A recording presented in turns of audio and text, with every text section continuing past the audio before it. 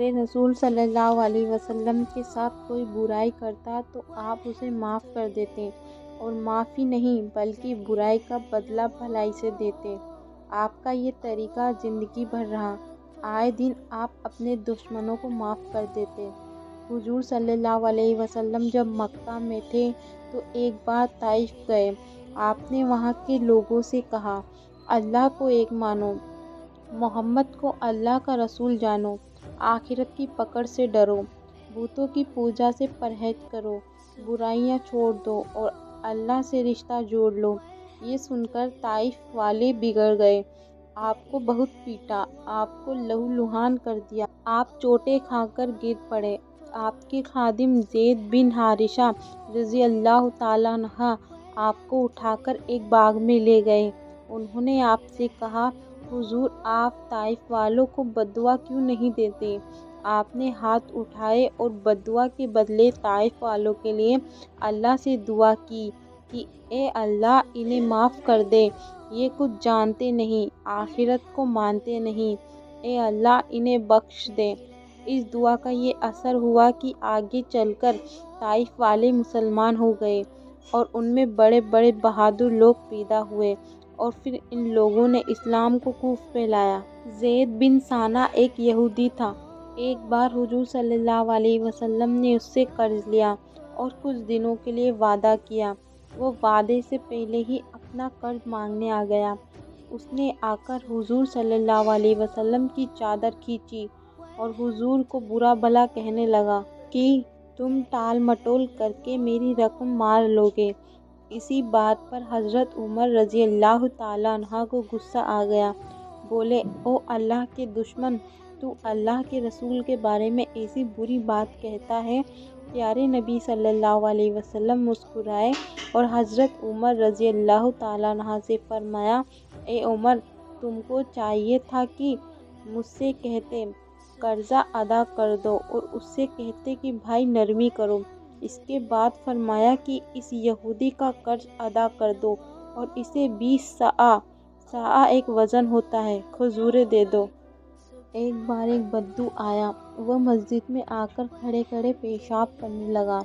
لوگ دوڑے کہ اسے پیٹیں۔ آپ نے فرمایا، جانے دو اور پیشاب پر پانی بہا دو اور دیکھو اسے کچھ دے دو، اللہ نے تمہیں نرمی کے لیے بھیجا ہے۔ ایک بار ایک بدو آیا، اس نے آتے ہی حضور صلی اللہ علیہ وسلم کی چادر اس زور سے کھینچی کہ پیارے رسول صلی اللہ علیہ وسلم کی گردن لال ہو گئی۔ آپ نے اس کی طرف دیکھا، اس نے کہا، میرے اونٹوں کو گلے سے لاد دے، تیرے پاس جو کچھ ہے وہ نہ تیرا ہے نہ تیرے باپ کا۔ آپ نے فرمایا، پہلے میری گردن کا بدلہ دو تب اناج دوں گا۔ وہ بار بار کہتا رہا، خدا کی قسم بدلہ نہ دوں گا۔ آخر آپ نے حکم دیا کہ اس کے اونٹوں پر جوار اور کھجوریں لاد دو۔ سب جانتے ہیں کہ ابو جہل آپ کا کٹر دشمن تھا، اسی طرح اس کے بیٹے اکرمہ بھی دشمن تھے۔ جب مکہ فتح ہوا تو اکرمہ مکہ سے بھاگ گئے۔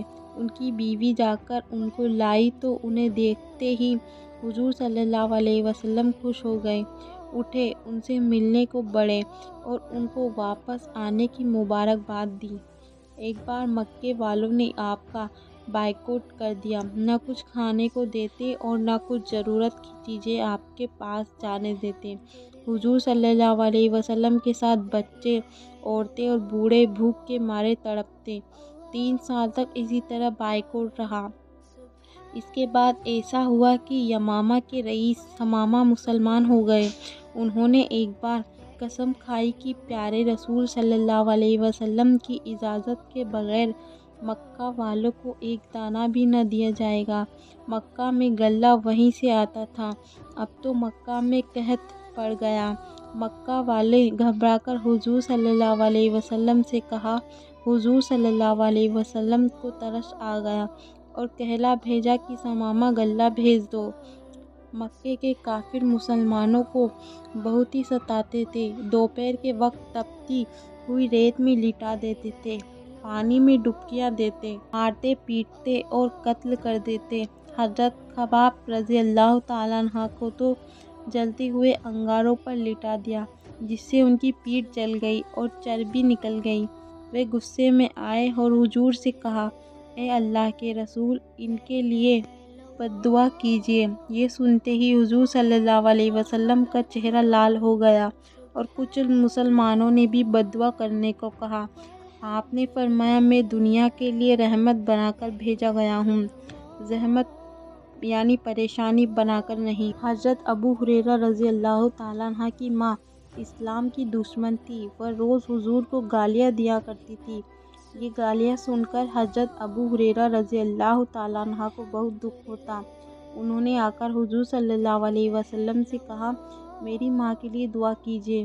آپ نے ان کے لیے مسلمان ہونے کی دعا کی تو ابو ہریرہ رضی اللہ تعالیٰ عنہ خوش ہو گئے، دوڑے دوڑے گھر گئے۔ وہاں دیکھا تو ماں نہیں رہی تھی۔ نہانے کے بعد آپ نے مسلمان ہو گئی تھی۔ انہوں نے کلمہ شہادت پڑھ لیا، اشہد ان لا الہ الا اللہ و اشہد ان محمدًا عبدہ و رسولہ، یعنی میں گواہی دیتی ہوں کہ اللہ کے علاوہ کوئی معبود نہیں، اور میں گواہی دیتی ہوں کہ حضرت محمد صلی اللہ علیہ وسلم اس کے بندے اور رسول ہیں۔ السلام علیکم ورحمۃ اللہ وبرکاتہ۔ پلیز میرے چینل کو لائک، سبسکرائب اور کامنٹ کریں۔ جزاک اللہ۔